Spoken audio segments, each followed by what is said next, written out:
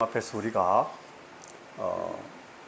너 이렇게 해라 라고 명하심을 받는 일들이 사실은 별로 많지를 않습니다. 여러분 성경을 많이 보시면 뭐 10계명에 이렇게 해라 저렇게 해라 이거 하지 마라 저거 하지 마라 그런 말씀이 많다고 생각하는데, 우리가 믿음 가운데서 이 주의 교훈들을 쭉 받으면 적극적으로 우리가 행할 것에 대해서 하나님이 우리에게 부탁하신 것이, 주님께서 우리에게 부탁하신 것이 많지 않습니다. 그 중에 하나가 우리가 지금 보고 있는 저런 이 선교에 관한 그런 커미션이고, 더 기본적이고 더 중요한 거 하나가 뭔가 하면 예배입니다. 예배. 우리가 부흥을 생각할 때에 사람들이 숫자적으로 많아지는 그런 게 부흥입니다. 그런데 더 중요한 부흥은, 정말 여러분 우리 마음 가운데 이걸 마음에 새겨야 되는데, 더 중요한 부흥은 우리 속에서 일어나는 부흥, 우리 각 개인의 마음 속에서 일어나는 부흥입니다. 영적인 부흥. 이 부흥을 많이 부탁하고, 이 부흥을 우리 선배들도 많이 이렇게 부르짖고 그렇게 했습니다.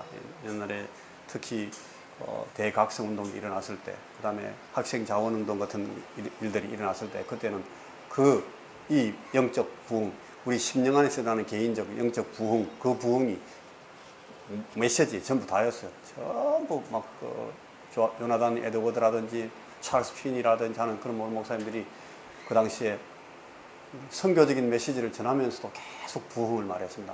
우리가 지금 그런 부흥이 필요하다고 저는 생각을 합니다. 그리고 그런 부흥의 양적인 부흥을 또 따라오게 되니까 다른 사람들의 이 부흥을 보면서 정상적으로 성령 하나님의 역사를 갖고 있는, 경험하고 있는 그런 마음들은 같이 따라올 수밖에 없는 거죠. 제일 이 중요한 부흥의 어떤 현상을 볼 수 있는 게 예배입니다. 오늘 우리 아침에 예배를 드리는데, 우리 홍준사님이 지금 예배를 기도하면서 준비해가지고 예배 인도하는데, 그게 이 홍준사님이 우리를 예배 인도하는 게 우리 예배가 아니에요. 저분은 저분의 예배를 드리고 있는 것이고, 여러분 개개인의 예배를 그때 드려야 되는 겁니다. 그리고 홍준사님 우리 예배를 돕는 거죠. 도와주는 거, 인도하는 건데, 우리가 거기서 각 개인들이 최선을 다해서 예배를 드려야 됩니다. 이 예배가 실패하면 나는 오늘 완전히 망한다 하는 그런 마음을 가지고 예배 드리지 않으면 안 됩니다. 여러분 구약에 다윗과 같은 그런 사람들을 보잖아요. 이 다윗은 왕입니다. 물론 시작은 왕이 아니었습니다. 이 사람 나중에 왕이 되고 유대 히브리 역사에서, 이스라엘 역사에서 가장 위대한 그런 왕국을 건설한 왕인데, 그 왕이 가지고 있는 게 얼마나 많아요. 그 왕이 할 수 있는 게 많잖아요. 그런데 이 왕이 하나님 앞에 드릴 수 있는 최선의 것이, 자기가 스스로 고백을 그렇게 해요. 자기 가진 것이 아니라고.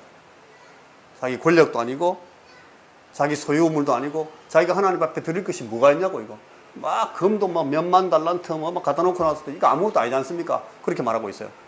자기가 드릴 수 있는 최선이 어디서 나오는가 하면 예배라는 거예요, 그 사람은. 그래서 하나님의 언약궤가 예루살렘으로 들어올 때 그 사람이 막, 다른 사람들이 자기 부인, 첫째 부인 미갈이 보면서 저거 미쳤나 저게, 미쳤다는 소리를 들을 만큼 막 완전히 자기의 모든 것을 다해서 막 예배를 드리잖아요. 춤추면서. 그게 자기가 드릴 수 있는 최선이라고 생각한 거예요. 여러분, 우리가 이런 마음이 없이 이런 마음으로 드리는 예배를 평생 못 드리면서 끝나버리고 주님 앞에 가면 진짜 우리 할 말 없을지도 몰라요. 그러니까 매주일마다 여러분 개개인의 예배도 물론 예배입니다만, 우리가 이 공예배에 모여서 주일에 한 번 드리는 이 예배는 정말 최선을 다해서 예배드려요. 다른 사람 신경 쓸 거 없습니다. 예배를 최선을 다해서, 오늘 우리 찬송 부르는 그 찬송에도 내 속에 있는 것들아 다 찬양하라, 송축하라. 내 속에 있는 것들아, 여러분 속에 뭐 있습니까? 나는 속에 어제 먹은 거하고 그저께 먹은 것밖에 없는데 뭐 이런 생각하십니까? 이게 무슨 말인가 하면, 히브리적인 그 사상에는 이 우리의 각 장기들이잖아요. 장기들이 전부 어떤 감정적인 기능이 다 있어요. 막 슬퍼하는 감정은 여기 창자에서 나와요. 그 사람들 생각에. 그 다음에 막 즐거워하고 기뻐하는 것은 여기서 나오고, 이런 게 다 있거든요. 그 모든 것들을 다 동원해가지고 하나님 앞에 최선의 예배를 드리라는 거예요. 그게 이 시편에서 말하는 그 다윗의 그 고백입니다. 내 속에 있는 것들아 다 송축하라. 송축하라는 것은 여러분 셀레브레이션, 축하한다는 거예요. 축하. 내가 하나님 앞에 예배드릴 수 있는 기회를 잡은 거 이게 너무너무 감사해서 막 나 스스로 즐거워하고 축하하면서 하나님 앞에 찬양한다는 거예요. 송축. 셀레브레이션. 우리가 이런 예배를 그러니까 이 예배 드리는 데는 뭐 반주라든지 이런 게 굉장히 중요하지 않을 수도 있어요. 찬양 인도하시는 분이 잘해주면 제일 좋지만 잘 못할 수도 있어요. 여러분 개개인이 하나님 앞에 제대로 된 예배를 드릴 마음만 있고 준비만 되어 있으면 그냥 최선 나가면 됩니다. 다윗처럼 막 미친놈 소리 들어가면서도 하잖아요. 하나님 그 예배를 얼마나 기뻐하십니까? 그 사람 욕했던 사람 어찌 됐어요 나중에? 미갈. 평생 하나님이 태의 문을 닫아버렸습니다. 너 그것 때문에 넌 평생 이 배를 뭐죠 이거? 불임이 됐다. 불임.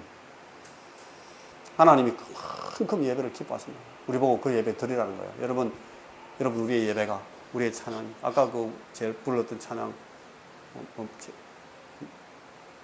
주 예수를 찬양함이 즐겁도다. 내용은 그게 여러분 돌아가신 옥하는 목사님이 개인적으로 제일 좋아했던 찬송이래요. 그 찬송 부르면서 저는 옹무삼 한번 생각하면 막 가슴이 막 뭉클합니다. 그분이 최선을 다해서 예배를 드리는 거거든요. 우리도 그렇게 해야 되겠습니까? 여러분의 예배가 그렇게 하나님 앞에 최선으로 드려지는 그런 예배. 그러니까 이런 예배를 계속 기다려야 됩니다. 빨리 주일이 안 오나? 주일이 빨리 돼야 예배를 드릴 수 있는데 빨리 주일이 와야 될 텐데 설교 준비하려면 막 힘들고 그렇지만 그래도 예배는 드려야 되니까 막 이렇습니다. 여러분 우리가 그렇게 예배를 계속 기다리고 준비하고 마음을 다하고 그러니까 이 예배 순서의 모든 순서들이 전부 이런 최선의 마음을 가지고 드려지는 순서가 돼야 우리 그런 예배 하나님 앞에 드릴 수만 있으면 오늘도 이 예배가 하나님 앞에 그렇게 올려드릴 수 있으면 드려질 수 있으면 우리는 너무너무 감격스럽고 감사하겠습니다. 오늘은 이 부르심과 화답 시간에 그냥 좀 짧게 여기 지금 그 몰도바라는 나라, 이 유럽에서 제일 가난한 나라, 스스로 기독교 국가라고 생각하는데 전부 그 러시안 오스독스에 잡혀 있어가지고 사실은 복음이 없는 그런 믿음을 갖고 있는 그 나라에서 지금 이 영혼들을 구하고 하나님 앞에 데리고 나오는 그런 이 영적인 운동을 시작한 그룹 가운데 거기 주일학교 개척 선교를 하고 있는 나탈리 트렌트라는 선교사가 전도사님이에요. 아직까지 이분은 여자분이고 목사님 이고르라는 목사님 밑에서 일하고 있는 여전도사님인데 이분이 지금 그 사역하고 있는 그 내용을 자기 구원관들과 함께 이렇게 쓴 편지를 지금 우리 순서를 따라서 우리 민지자매님 나오셔서. 나탈리아는 이고르 세메르 목사님이 목회하시는 빌라델비아 츠네 교회의 멤버 중에 한 사람으로 섬기고 있습니다. 그녀는 어린이 사역을 감독하면서 여자 어린이들을 제자화하며 국민부율 사역과 자녀 사역을 지도하고 있습니다. 나탈리아는 공공한 이들을 돕는 일에 늘 부담을 갖고 있는 자매입니다. 저는 1980년생입니다. 몰도바 공화국의 아네니 노이구역 루세니가 제 고향 마을입니다. 주님을 알기 전에 저는 하나님에 대한 생각을 거의 하지 못하고 아주 세상적인 즐거움을 위해 살았습니다. 하지만 동시에 저는 많은 의문을 품었습니다. 다만 그 답을 엉뚱한 데서 찾으려고 했지만요.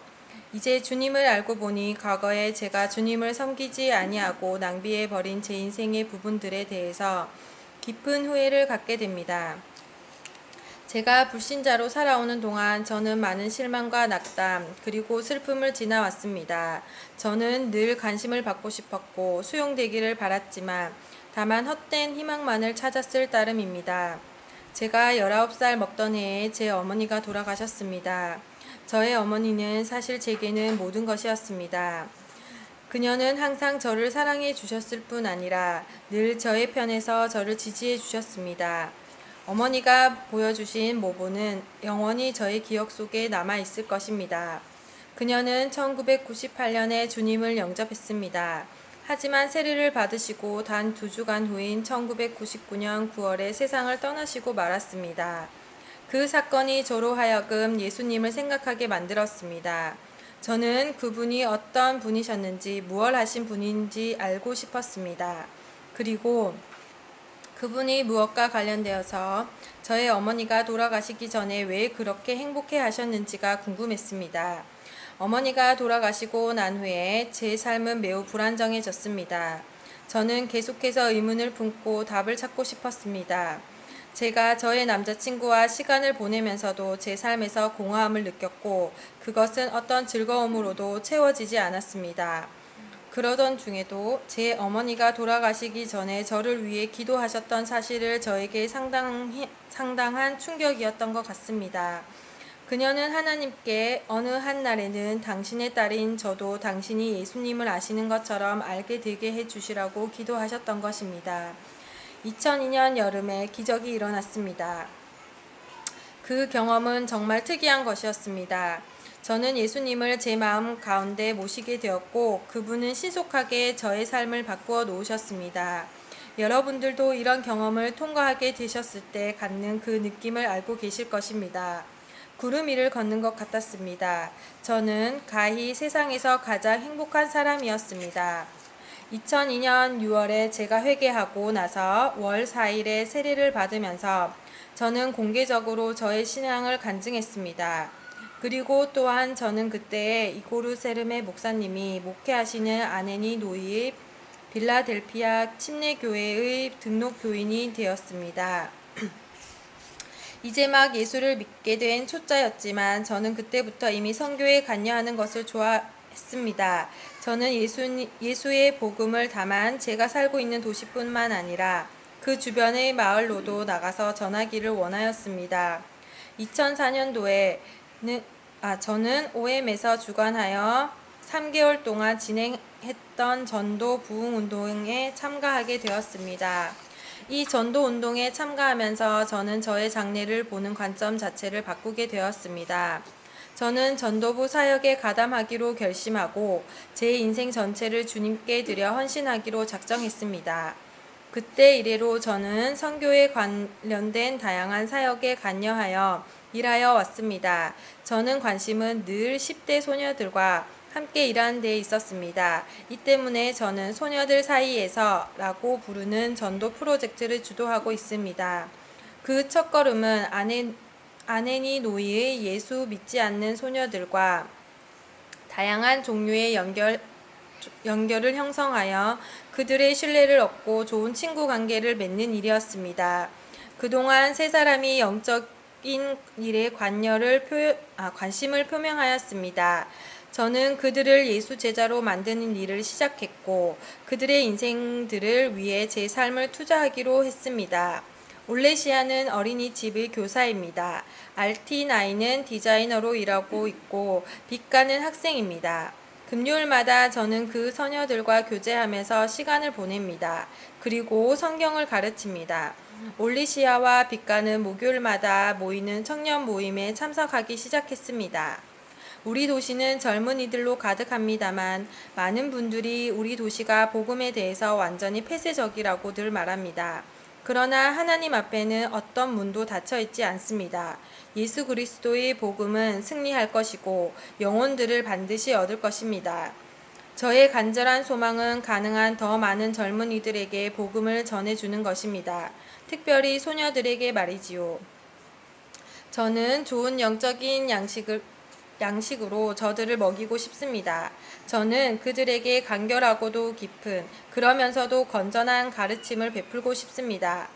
저는 하느님께서 저의 인생을 위해 계획을 가지고 계시다는 사실을 알고 있습니다. 그 계획은 정말로 놀라운 계획인 줄 압니다. 왜냐하면 그분은 저를 구원해 주셨고 저는 그분께 쓰임 받기를 원합니다. 그리하여 부족한 저의 섬김을 통하여 다른 많은 이들이 죄와 사망으로부터 구원받게 될 것입니다.